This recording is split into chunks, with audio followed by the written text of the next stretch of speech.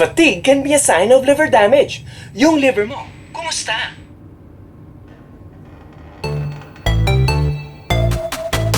Laging pagod ako pero wala lang to. Matamlay mainit kasi, o dahil may deadline sa trabaho, o napuyat ng todo. Lilipas din to, wala lang to. Kung wala yan, o baka iba na yan, baka it's your attack. Kung wala yan, o baka parang liver disease na yan. Bloated ako pero wala lang to.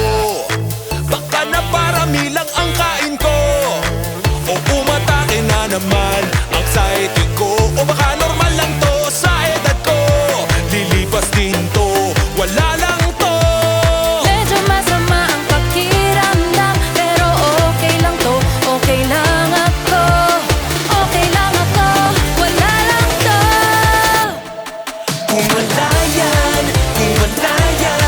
o baka iba na yan, baka it's your attack. Kung wala yan,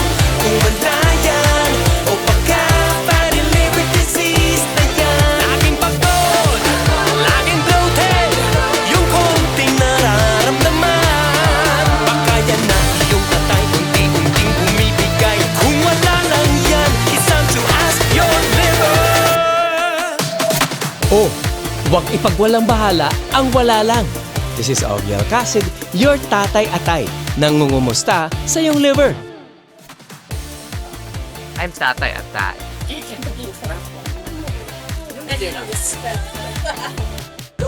Kung